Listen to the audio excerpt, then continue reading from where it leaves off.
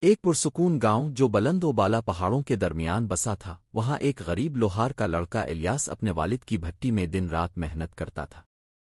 ہتھوڑے کی چوٹ اور آگ کی دیوڑ اس کے روزمرہ کے ساتھی تھے۔ وہ مضبوط اور محنتی تھا، لیکن اس کے دل میں ایک خواہش تھی، کاش کوئی جادوئی لمحہ آتا جو اس کی قسمت بدل دیتا۔ ایک دن جب وہ جنگل کے کنارے لکڑیاں اکٹھی کر رہا تھا تو اسے ایک مدھم سی چہچہاہٹ سنائی دی۔ اس نے ادھر ادھر دیکھا اور ایک ننھے سے ہمین برڈ کو کانٹوں میں الجھا ہوا پایا۔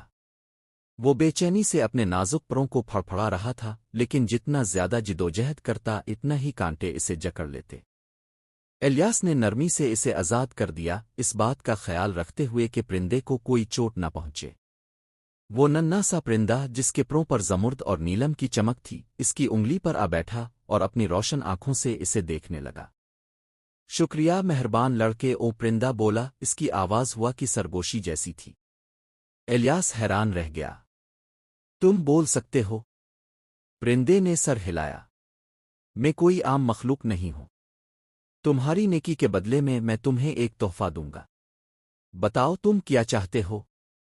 الیاس لمحہ بھر کو رکا۔ وہ سونا قیمتی لباس ایک بڑا گھر مانگ سکتا تھا، مگر اس کے دل میں صرف ایک خواہش تھی کہ وہ اپنے والد کی طرح ایک عظیم لوہار بنے۔ میں ایسا لوہار بننا چاہتا ہوں کہ میری بنائی ہوئی چیزیں سب کو پسند آئیں، اس نے کہا۔ ہمین برڈ کی آنکھوں میں چمک آئی۔ تو ایسا ہی ہوگا، اس نے اپنے ننھے سے چونچ کو الیاس کے ہاتھ پر رکھا۔ اب جو کچھ بھی تم بناؤ گے وہ مضبوط اور خوبصورت ہوگا، جس کی سب تعریف کریں گے۔ یہ کہہ کر پرندہ آسمان میں اڑ گیا۔ اسی رات الیاس نے کام شروع کیا۔ جیسے ہی اس نے ہتھوڑا تھاما، ایک نئی مہارت اس کے اندر جاگ اٹھی۔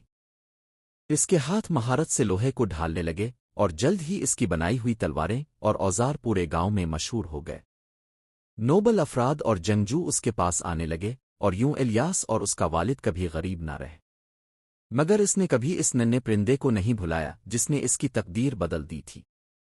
ہر صبح وہ اپنی کھڑکی پر میٹھے شربت کا ایک چھوٹا سا پیالہ رکھ دیتا، اس امید میں کہ شاید اس کا چھوٹا دوست دوبارہ وہاں آ نکلے۔